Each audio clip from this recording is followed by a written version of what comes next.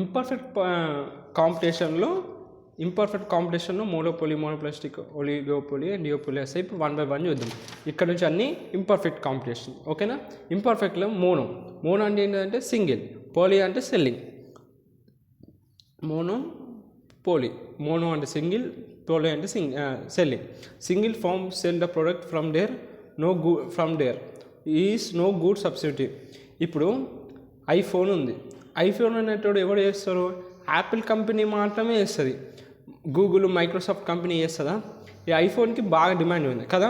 ఇప్పుడు ఐఫోన్ని ఎవరు ప్రొడ్యూస్ చేస్తాడు?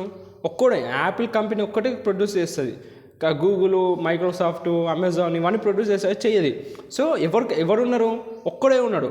సెల్లర్ అనేటోడు ఒక్కడే ఉన్నాడు. సింగిల్ సెల్లర్ ఉన్నాకో దాన్ని మోనోపోలీ అంటారు. అంటే ఒకటే ఇండస్ట్రీ ఉంటుంది అబ్బా ఒక ప్రొడక్ట్ ప్రొడ్యూస్ చేయడానికి, వాళ్ళని మోనోపోలీ అంటారు. సో సింగిల్ పర్సన్ ఉంటారు. ఫ్యూచర్స్ చూడండి, అర్థమైంది. ఐఫోన్ అనేది బెస్ట్ ఎగ్జాంపుల్. ఐఫోన్ అనేటోడు జస్ట్ యాపిల్ అనేటే ప్రొడ్యూస్ చేస్తాయి. యాపిల్ కంపెనీ తప్ప వేరే కంపెనీ ఏవి ప్రొడ్యూస్ చేయాలి, థర్డ్ పార్టీ కంపెనీస్. అందుకే ఒక్కడే ఉన్నాడు ప్రొడక్ట్ని సెల్ చేసేటోడు. ఇప్పుడు దానికి ఈక్వల్గా సబ్స్టిట్యూట్ చేయడానికి ఏదైనా ఉందా? ఐఫోన్ని రిప్లేస్ చేయడానికి ఇంకా సిమిలర్ ఇట్లా మన గూడ్స్ ఇంకోటి ఏదైనా టైలర్స్ చేస్తలేడు. సో సింగిల్ సెల్లర్ ఉన్నాడు, అందుకే దాన్ని మోనోపోలీ అంటారు. నెక్స్ట్ ఫ్యూచర్స్ చూద్దాం. Single person in a from. ఇప్పుడు ఒక్కడే ఉన్నాడు. ఐపీఎల్ అనేటోడు ఒక్కడే ఉన్నాడు, ఆ గూడ్ ప్రొడ్యూస్ చేసేటోడు. నేనైతే గూడ్స్ ఆర్ సర్వీసెస్ ప్రొడ్యూస్ చేస్తే ఒకటే ఇండస్ట్రీ ఉంది. No class subsidy. ఇప్పుడు ఐఫోన్కి రిప్లేస్ చేసే సిమిలర్ టైప్ ఆఫ్ ఐఫోన్ ఏమైనా ఉందా? సిమిలర్ టైప్ ఆఫ్ ఫోన్ లేదు. ఆ యాప్, ఆ ఓఎస్ అయితే ఉంటాయో ఆ ఓఎస్ని రిప్లేస్ చేసే సిమిలర్ గూడా సబ్స్టిట్యూట్ చేయడానికి ఏమైనా ఉందా? లేదు. క్లోజ్ సబ్స్టిట్యూట్ చేయడానికి ఏం లేదు. సో ఆండ్రాయిడ్ అనేది మళ్ళీ వేరే అది, కానీ ఐఫోన్ని రిప్లేస్ చేసేది ఏం లేదు. Large number of buyers. So ఇప్పుడు ఒకటే సెల్లర్ ఉన్నాడు కాబట్టి, ఇప్పుడు యాపిలే కంపెనీ ఒక్కటే ప్రొడ్యూస్ చేస్తుంది కాబట్టి ఇది ఎన్ని ఫోన్లు ప్రొడ్యూస్ చేస్తే అంటే మనం కొనగలుగుతాం. ఇప్పుడు సపోజ్ పాత వర్షన్ ఐఫోన్ మనం కొనగలుగుతాం? లేదు. So large number of buyers ఉంటారనమాట. ఎందుకంటే వీడిపైన డిపెండ్ ఉంటుంది. ఎన్ని ఐఫోన్ చేయాలి, ఏ వర్షన్ ఉండాలి అంటే వీడిపైన డిపెండ్ ఉంటుంది. కాబట్టి ఏ బయర్స్ ఉన్నట్టు కూడా వాడికే అందరూ వీడి పైన దగ్గరికి వెళ్తాడు. పోయి ఇక్కడ లార్జ్ నెంబర్ ఆఫ్ బయర్స్ ఉంటారు. Price makers. ఇంతకుముందు ఏం చదివినాం? ఈ పర్ఫెక్ట్లో ప్రైస్ టేకర్స్ అని చెప్పిన బయర్స్ అండ్ సెల్లర్స్. వీళ్ళేంటిది? Price makers. ఇప్పుడు కొత్త లాంచ్ అవుతుంది ఒక ఐఫోన్ ఇప్పుడు ఐఫోన్ 16 Pro Max ఇప్పుడు వచ్చే దసరాలో లాంచ్ అయినా వాళ్ళు 1,50,000 పెడతాడు. సో వాళ్ళు పెట్టిన ప్రైస్ మనం కొంటాం అంతే, దాన్ని మనం బార్గెనింగ్ చేయగలుగుతాం, చేయలేం. ముందున్న ఐఫోన్ ప్రైస్లని తగ్గుతాయి. సో వీళ్ళు ఏంటిది? వాళ్ళు ప్రైస్ పెడుతున్నారు మన అనుకూల. ఇక్కడ ఏం చేసాం? పర్ఫెక్ట్ మార్కెట్లో బయర్స్ సెల్లర్స్కి ప్రైస్ టేకర్స్ వీళ్ళు. సెల్లర్స్ అనేటోళ్ళు ప్రైస్ టేకర్స్, ఇక్కడ ప్రైస్ మేకర్స్ వీళ్ళు. ఐఫోన్ అనేటోడు వాడు ఏ ప్రైస్ పెడితే 1,50,000 పెడితే 16 Pro Maxకి కొంటారు, 1,70,000 పెడితే కొంటారు. సో వాళ్ళు ప్రైస్ మేకర్స్ అనేటోళ్ళు మోనోపోలీ వాళ్ళు. So supply and price. ఒక ప్రైజింగ్ అనేది పెరిగినాకో సెల్లింగ్ అనేది తగ్గిపోతుంది. ఇప్పుడు ఓకే సపోజ్ ఇది ఇప్పుడు 1,00,000 2 లక్షలు అయితే కొడతాం. ఒక 5 లక్షలు పెట్టినాకో కొంటామా? కొనము. ఇక ఐఫోన్ కొంటామా? మనము కొనము. సో ప్రైస్ పెంచడానికి ఏమవుతుంది? సెల్లింగ్ అనేది తగ్గిపోతుంది. ఒకవేళ ప్రైస్ తగ్గించడం అనుకో, వాళ్ళు ప్రైస్ తగ్గించండి. ఇప్పుడు 1,50,000 పెట్టేది 70,000 80,000కి అమ్మేస్తున్నారు 16 Pro Max. ప్రైస్ తగ్గించడానికి ఏమవుతుంది? సేల్స్ అనేది పెడతాయి, సెల్లింగ్ అనేది పెరుగుతుంది. ఇది అన్నమాట రూల్ మోనోపోలీ. తర్వాత డౌన్వర్డ్ స్లోప్ డిమాండ్ కర్వ్ అనేది ఇట్లా ఉంటుంది, డౌన్వర్డ్ స్లోప్లో ఉంటుంది. నెక్స్ట్ మోనోపోలిస్టిక్ అంటే చూడండి.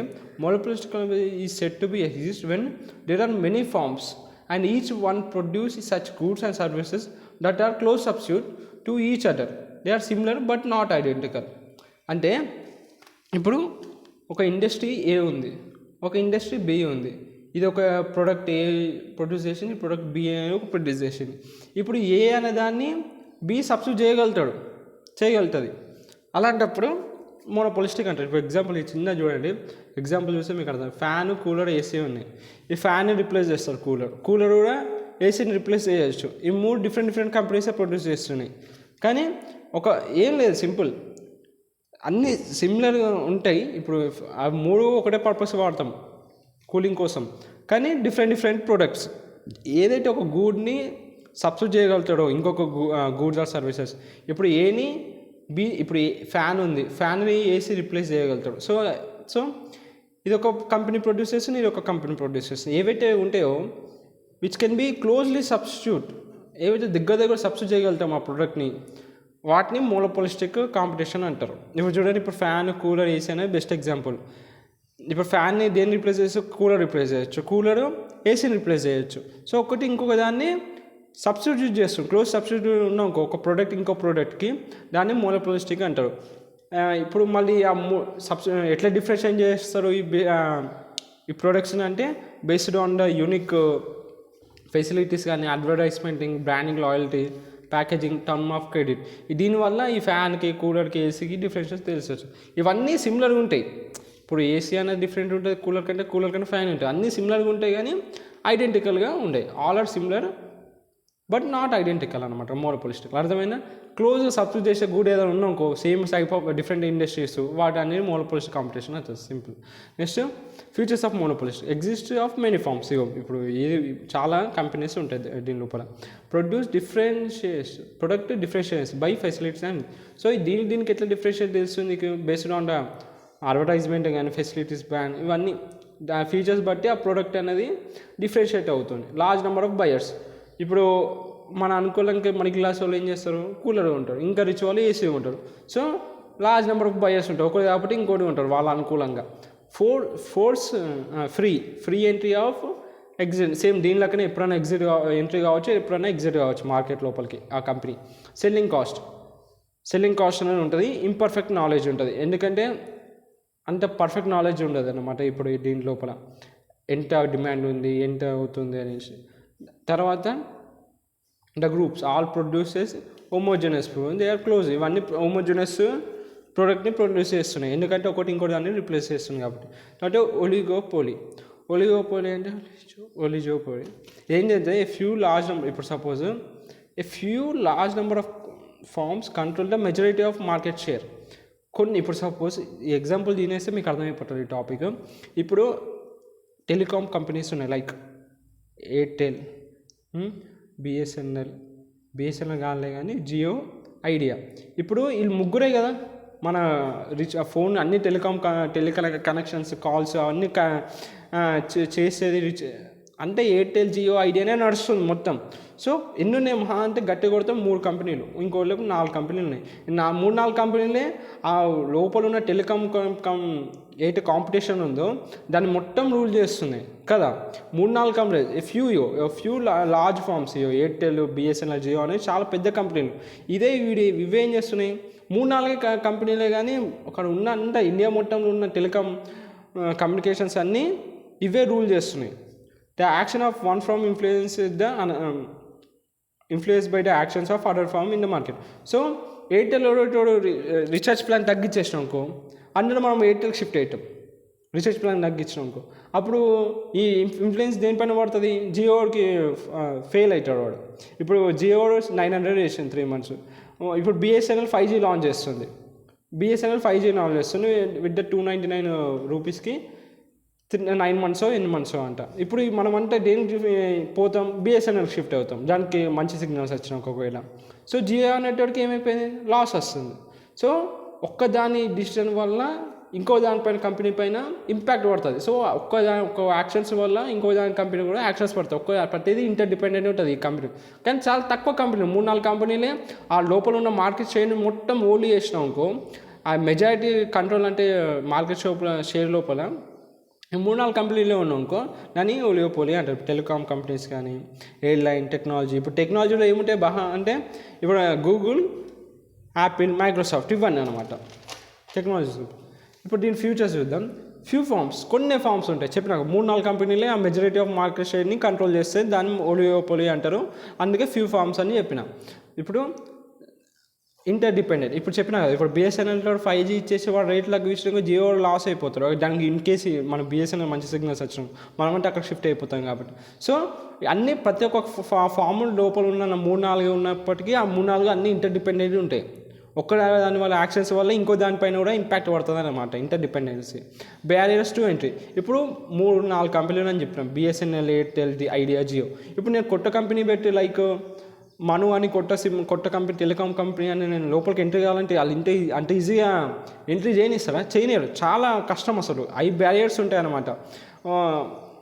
చాలా కష్టం అది. కొత్త కంపెనీ మళ్ళీ అక్కడ ఉన్న ఎగ్జిస్టింగ్ కాంపిటీషన్లో మళ్ళీ ఎంట్రీ కావాలంటే. డామినేట్ చేస్తే మూడు నాలుగు కంపెనీ డామినేట్ చేస్తే కొత్త కంపెనీని రానియరు. సో బ్యారియర్స్ టు ఎంట్రీ అనమాట కొత్త కంపెనీ. Non pricing competition. ఇప్పుడు firms are often compete through advertisement, product differentiation, other means added just one price. So price అయినా ఇష్టం నచ్చింది పెట్టుకోవచ్చు, ఎందుకంటే కొట్టరు రాదు కాబట్టి వాడు నచ్చిన ప్రైస్ పెట్టుకుంటాడు. నాన్ ప్రైజ్ ఇప్పుడు కాంపిటీషన్ అనేది ఉంటుంది. సో అంటే price rigidity. Non price competition అంటే వాడికి చేసిన అడ్వర్టైజ్మెంట్, వాళ్ళు చేసిన అన్ని అనుకూలంగా ప్రైస్ అనేది ఫిక్స్ చేసుకుంటాడు. ఒక్కొక్కటి ప్రైజ్ పెట్టుకుంటాడు ఒక్కొక్క కంపెనీ.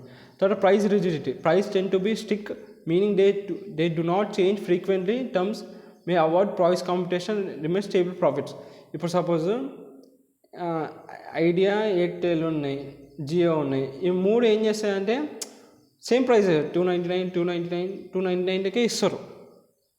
ఎందుకంటే మళ్ళీ పెంచడం అనుకో ప్రాఫిట్స్ పడుతుంది. సో దీని ఏమో అంత ప్రైస్ రిజిడిటీ అంటే ప్రైజ్ని మార్చరు, ఎందుకంటే మ్యాక్సిమం స్టేబుల్ ప్రాఫిట్స్ రావడానికి దాని ఏం అంటే దానికే ఉంటారు కొన్ని రోజుల వరకు వాళ్ళకు స్టేబుల్ ప్రాఫిట్స్ ఉండాలి కాబట్టి అంతే ఉంటుంది. దాన్ని ఏం గెలకరు అనమాట ప్రైస్. దాన్ని ప్రైస్ రిజిడిటీ అంటారు. ప్రైస్ రిజిడిటీ అంటే స్టేబుల్ ప్రాఫిట్స్ కోసం అది అంటే మెయింటైన్ చేస్తారు, దీనికే స్టిక్ అయి ఉంటారు వాళ్ళు అనమాట.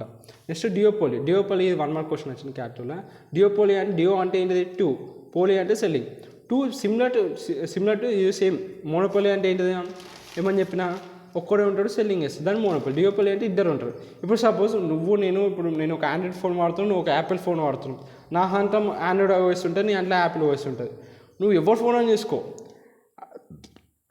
ఆండ్రాయిడ్ యాపిల్ ఉన్నకో ఇవే మేజర్ ఉన్నాయి.